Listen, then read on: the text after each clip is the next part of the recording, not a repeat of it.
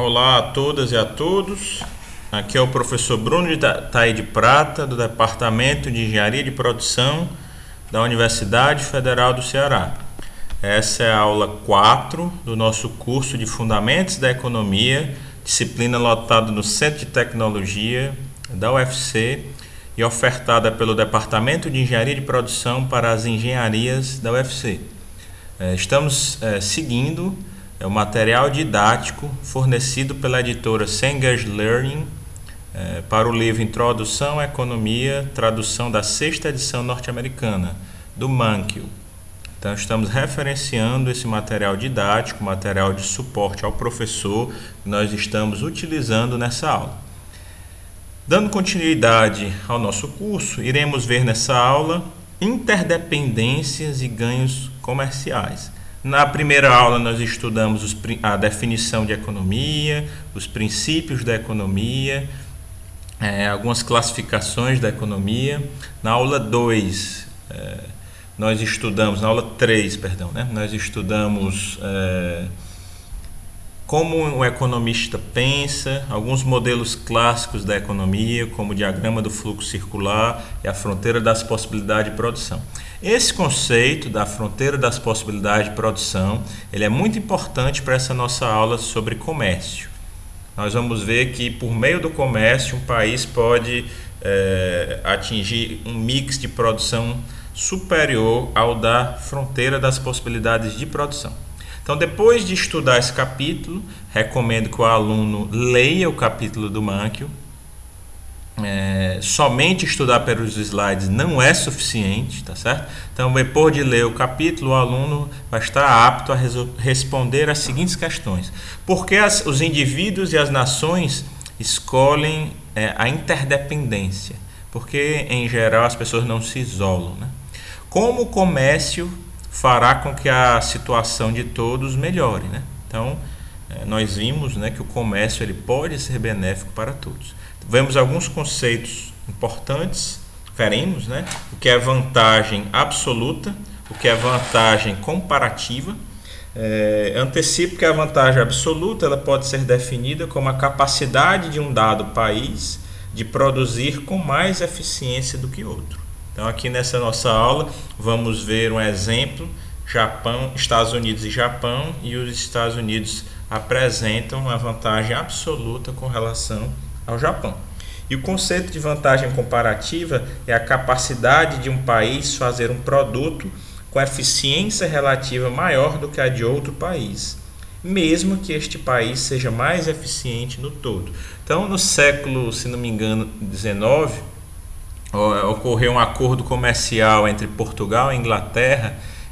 Inglaterra no cumbre da Revolução Industrial, um país com a manufatura muito mais desenvolvida, o setor têxtil em expansão, fez um acordo para que Portugal fosse obrigado a receber os seus produtos têxteis industrializados em troca de comprar o vinho de Portugal.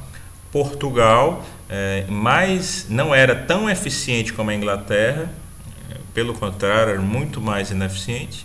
Todavia, ele tinha vantagem comparativa na produção de vinho, Então, mesmo sendo menos eficiente que a Inglaterra, no que concerne ao vinho, ele tinha uma vantagem comparativa. Então, de antemão, nós vemos que esses conceitos são diferentes e é essa questão da vantagem comparativa que vai potencializar o comércio exterior. É isso que nós vamos ver em geral na aula de hoje. Então, nós percebemos que na atual conjuntura, os países e as regiões têm uma forte dependência de produtos. Quando você pega um determinado produto industrializado e olha no rótulo, no dorso, você vê que a produção hoje em dia é global. Geralmente, os países da Ásia têm se especializado nesse tipo de produção de produtos em grandes quantidades, pois eles conseguem produzir com maiores volumes de produção e menores custos unitários. Então, produtos têxteis estão na Índia, Bangladesh, China, etc. Produtos industrializados, brinquedos, pincéis, canetas, lapiseiras, tudo vem basicamente dessa região.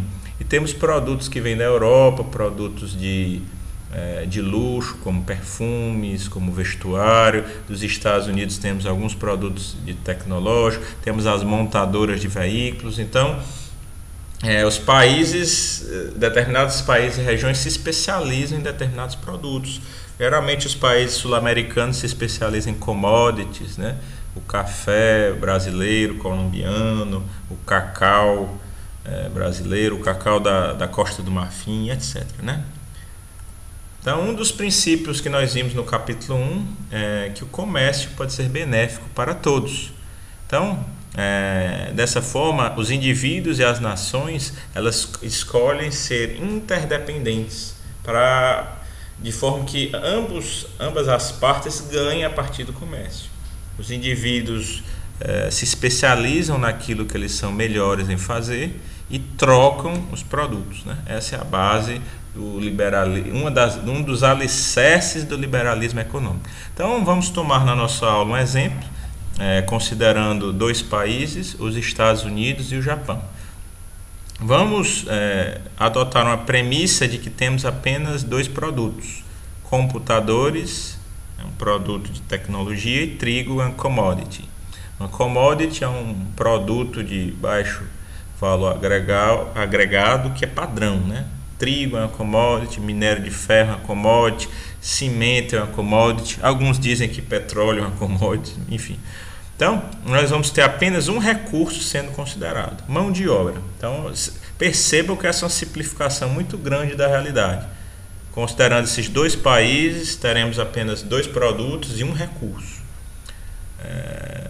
Vamos ver quantos de ambos os bens cada país pode produzir e a quantidade de insumos que ele consome. Aí a decisão que o país deverá tomar é se ele escolhe ser autossuficiente, produzir tudo, visando o mercado interno, ou se ele decide ter comércio com outra nação, né? Então, o caso dos Estados Unidos, vamos ver a fronteira das possibilidades de produção. A população economicamente ativa dos Estados Unidos é superior, assumiremos que eles possuem 50 mil horas de mão de obra disponível por mês para produzir, né? A produção do produto 1, computador, requer 100 horas de mão de obra. Por outro lado, a commodity trigo requer apenas 10 horas de mão de obra. Então, vamos adotar a linearidade nessa fronteira das possibilidades de produção. Então, se eles devotarem todos os seus recursos, no caso mão de obra, para produzir trigo, eram 50 mil horas, né, dividido pelas 10 horas do trigo, dá 5 mil toneladas de trigo, né? Por outro lado, nós temos 50 mil dividido por 100, que era a quantidade de horas necessárias para um computador, nós teremos 500 computadores, né? Então, todos os mixes de produção contidos nessa linha azul seriam soluções eficientes. Então, podemos admitir que, por uma questão de equilíbrio, os Estados Unidos empreguem metade do seu recurso, que é a mão de obra, para produzir computadores, e a outra metade para produzir trigo. Caso isso ocorra, nós teríamos 25 mil horas dividido por 100 horas por computador, daria 250 computadores e, analogamente, 2.500 toneladas de trigo.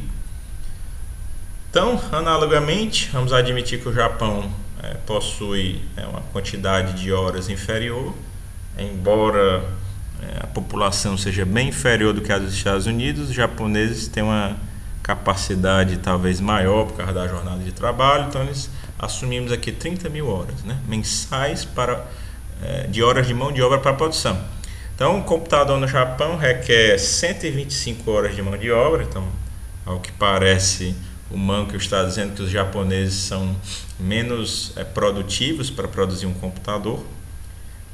Por outro lado, a produção de 1 tonelada do trigo requer 25 horas de mão de obra, enquanto a nos Estados Unidos requeriam, salvo engano, 10 horas, né? Então, nós vamos ver que o Japão tem uma fronteira das possibilidades de produção mais modesta do que a dos Estados Unidos, devotando todos os seus esforços para produzir computadores, produziria 240 computadores, e devotando todos os seus esforços para produzir trigo, 1.200 toneladas de trigo, né? Certo? Então, admitindo que o Japão também utiliza metade da sua mão de obra para produzir cada bem, ele produziria 120 computadores e 600 toneladas de trigo. Então, o que acontece? Sem o comércio, os consumidores americanos teriam à sua disposição 250 computadores e 2.500 toneladas de trigo. Por outro lado, os consumidores japoneses teriam à sua disposição 120 computadores e 600 toneladas de trigo. O que acontece? E se o Japão e os Estados Unidos decidissem produzir parte desses dois produtos direcionando para o mercado externo? Então haveriam importações e exportações. Isso seria proveitoso para cada um desses países? Então precisamos ver quanto de cada bem é produzido, comercializado para esses dois países, né? Então vamos ter aqui um exemplo. Vamos admitir que os Estados Unidos venham a produzir 3.400 toneladas de trigo. Tendo em vista que ele tem uma capacidade de 50 mil horas de trabalho, nós podemos obter a quantidade de computadores que seria produzível nesse nível, né? Analogamente, caso o Japão produza 240 computadores, ele iria ter uma determinada produção de trigo, de toneladas de trigo, né? Então, voltando para a fronteira das possibilidades de produção, caso os Estados Unidos produzam 3.400 toneladas de trigo, né? 3.400 toneladas de trigo, ele vai poder produzir com as 16 mil horas restantes 160 computadores, né? O Japão ele tem uma disponibilidade de 30 mil horas ao produzir 240 computadores, né? Ele não poderia produzir trigo, né? O tempo, né, que um japonês leva para produzir computadores é 125 horas, né? Então 30 mil dividido por 125, ele não teria disponibilidade do recurso mão de obra para produzir trigo. Essa é a conclusão que nós chegamos, né? Então o que acontece? Nós temos exportação, que é um país produzir visando o mercado externo. Então, exportar é vender bens produzidos no país para outros países. E as importações é o fluxo contrário. São bens que são produzidos em outros países que são vendidos no mercado interno. Então, isso vai nos levar, quando nós estivermos estudando macroeconomia, a ver a balança comercial entre dois países. Isso entra no cômputo do produto interno bruto. Então vamos admitir que os Estados Unidos exportem 700 toneladas de trigo e o Japão importe 110 computadores dos Estados Unidos. Desse modo, o Japão importa 700 toneladas de trigo e exporta 110 computadores. Ou seja, os Estados Unidos vendem 700 toneladas de trigo para o Japão e o Japão vende 110 computadores para os Estados Unidos, né? Então nós vamos ver aqui quanto de cada bem é consumido nos Estados Unidos e no Japão e ver o que acontece dentro da fronteira das possibilidades de produção. Então, das 3.400 toneladas de trigo, nós temos aqui 160 computadores que são produzidos, né? Os Estados Unidos não vão comprar trigo e vão vender 700 toneladas de trigo, ficando com 2.700 toneladas de trigo no mercado interno. E a quantidade de computadores é o que é produzido, que são as 160 unidades, mais o que é importado do Japão, que são as 110 unidades, consubstanciando 2.700. Então você percebe que o mix de produção, ele está além da fronteira das possibilidades de produção, ou seja, está além da capacidade que os Estados Unidos teriam de produzir computadores de trigo. Então, para os Estados Unidos, o comércio com o Japão foi benéfico, pois ele conseguiu uma quantidade que não seria obtida pelo seu status quo tecnológico. De modo análogo, os japoneses que não conseguiram produzir trigo e produziram 240 computadores, compraram 700 toneladas de trigo e venderam 110 unidades de computadores, consubstanciando 130 computadores, 240 menos 110, e 700 toneladas de trigo, zero produção interna, 700 aquisição junto aos Estados Unidos, ou seja, um ponto que também está além da fronteira das possibilidades de produção para o Japão. Então, ao abdicar desses 110 computadores e vendê-los para o mercado externo, o Japão conseguiu captar 700 toneladas de trigo que ele não conseguiria produzir internamente. Então, o que acontece? Os Estados Unidos, admitindo aquela premissa de adotar metade da sua capacidade para computadores e metade para trigo, produzia 250 computadores e 2.500 toneladas de trigo. Com o comércio exterior com o Japão, ele teve um ganho de 20 computadores e de 200 toneladas de trigo. Analogamente, o Japão, que naquele ponto médio de utilização dos seus recursos, conseguia produzir internamente 120 computadores e 600 toneladas de trigo. Com o comércio exterior, ele ganhou 10 computadores e 100 toneladas de trigo. Então, o comércio exterior ele tornou ambos os países melhores. Aquilo que se devotando unicamente para o mercado interno, Estados Unidos e Japão não conseguiriam atingir esse patamar, né? Aí vem essa questão que nós falamos de vantagem absoluta, que seria a capacidade de um dado país produzir com mais eficiência do que outros. Como nós falamos, a eficiência é você fazer o máximo com o mínimo, né? Você utilizar menos insumos e produzir mais. Então, os Estados Unidos têm uma vantagem absoluta em trigo. Produzir 1 tonelada de trigo emprega 10 horas de mão de obra, enquanto no Japão emprega 25 horas de mão de obra. Então, o que acontece? Se cada país possuir uma vantagem absoluta em um determinado bem ou serviço, ele se especializa nele e ambos os países ganham com esse comércio. Os Estados Unidos ganharam vendendo trigo para o Japão e o Japão ganhou vendendo trigo para os Estados Unidos, né? Então, a vantagem comparativa, né, seria a capacidade de um dado país de fazer um produto com eficiência relativa maior do que a de outro país, mesmo que o país seja mais eficiente no todo, né? Então, qual o país que tem uma vantagem absoluta na produção de computadores, né? Produzir um computador no Japão exige 125 horas, mas nos Estados Unidos somente 100 horas. Os Estados Unidos têm uma vantagem absoluta de produzir os dois bens. Entretanto, por que o Japão se especializa em computadores? Porque ambos os países ganham com esse comércio exterior, né? Então, o que acontece? Você tem duas medidas do custo de um bem. Dois países podem ganhar do comércio quando cada um deles se especializa no bem que produz a menor custo. Então, a vantagem absoluta ela mediria o custo de um bem no que se refere à matéria-prima necessária para produzir.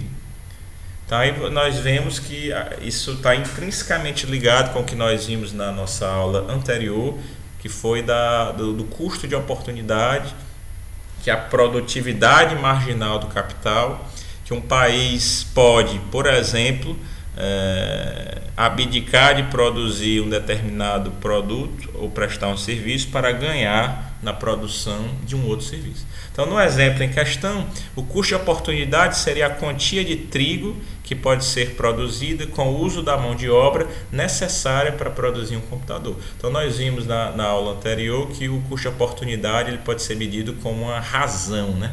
Uma razão, por exemplo, computadores, trigo ou vice-versa, né?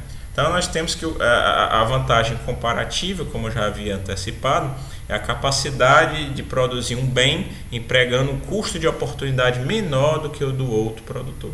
Então, embora o Japão não tenha a vantagem absoluta no uso dos computadores, ele conseguiu empregar um custo de oportunidade menor do que os Estados Unidos para produzir computadores, né? Então, qual é o país que tem a vantagem comparativa em computadores, né? Então, para isso é preciso determinar o custo de oportunidade de um computador em cada país, né? Então, 10 toneladas de trigo nos Estados Unidos são necessárias para produzir um computador, né? Não, 10 toneladas de trigo nos Estados Unidos é o custo de oportunidade de um computador, pois para produzir um computador é necessário 100 horas de mão de obra, que por sua vez poderia produzir 10 toneladas de trigo. Então é uma razão, né?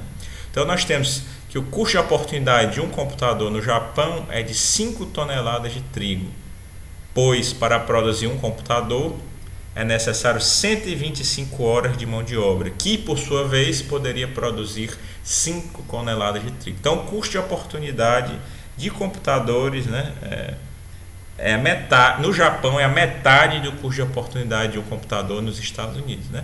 Então o Japão, embora não possua vantagem absoluta em nenhum dos dois produtos, ele possui uma vantagem comparativa no que concerne a computadores, porque o custo de oportunidade do computador no Japão é metade do custo de oportunidade de um computador nos Estados Unidos. Então a lição: a vantagem absoluta não necessariamente acarreta numa vantagem comparativa, né?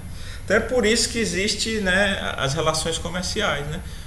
O comércio surge da vantagem comparativa entre duas nações ou regiões ou empresas, né?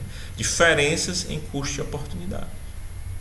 Quando cada país se especializa nos bens em que possui a vantagem comparativa, a produção total dos países é maior, né? Ou seja, o produto interno bruto cresce com o comércio, né? A premissa forte aí da economia clássica, neoclássica, dos ganhos do comércio exterior, e que o mercado é uma forma eficiente de organizar a atividade econômica, né? O mesmo se aplica aos produtores individuais, né? São Paulo produzia café, Minas Gerais produzia leite, né? São Paulo trocava café e leite, aquela política café com leite que nós já recordamos lá da história do ensino médio. Então isso se aplica, né? Então tem alguns exemplos. A Argentina e o Brasil possuem 10 mil horas de mão de obra mensalmente. Na Argentina, produzir uma onça, que é uma unidade de peso, né, de saca, né, de café, requer 2 horas, e produzir vinho requer 4 horas. No Brasil, nós temos que a produzir a saca de café, o custo, né, a utilização de recurso é inferior, mas produzir uma garrafa de vinho requer 5 horas, né? Qual país tem a vantagem absoluta na produção de café? Qual país tem a vantagem comparativa na produção de vinho? Certo? Então o Brasil possui a vantagem absoluta, né? Porque produzir, aqui ele já está chamando de libra, né? Uma onça de café requer somente 1 hora de mão de obra, ou seja, metade do que é necessário na Argentina, né? Por outro lado, a Argentina, o custo de oportunidade no vinho ele é inferior ao custo de oportunidade no Brasil, né? Logo, a Argentina tem uma vantagem comparativa para a produção de vinho. Então, ainda temos algumas questões em aberto. Fizemos muitas suposições sobre quantidades de cada bem que cada país produz, comercializa e consome, e no preço que esses países comercializaram, né? Trigos e computadores, né? Só que no mundo real isso seria determinado pela preferência dos consumidores, a tecnologia e os recursos que são utilizados em cada país, né? Nós vamos estudar posteriormente o que é um mercado, o que é um mercado competitivo, o que é demanda, o que é oferta. Entretanto, né, por enquanto, nós podemos concluir que o comércio pode beneficiar todas as partes. Então, em síntese, na aula de hoje, nós vimos que a interdependência e o comércio permitem que cada um dos atores possa desfrutar de uma maior quantidade e variedade de bens e serviços. Ao se primar pela autossuficiência, se diminui a pluralidade de produtos, né, e se restringe, né, trocando com outros países, mirando para a questão da vantagem absoluta e da vantagem comparativa. Essa interdependência pode fazer com que os consumidores sejam beneficiados, né? A vantagem comparativa significa ser capaz de produzir um bem a um custo de oportunidade inferior. A vantagem absoluta significa ser capaz de produzir um bem com a menor quantidade de matéria-prima, né? Então é como se fosse um conceito absoluto e outro um conceito relativo.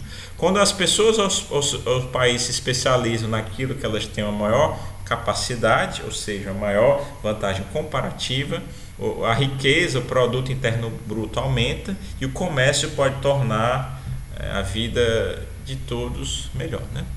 O problema desse comércio, desse mercado, é que incondicionalmente isso polariza, né, a riqueza e não distribui muito bem, que é um dos grandes problemas do nosso capitalismo odierno, né? Então essa foi a nossa aula sobre a interdependência e o comércio exterior.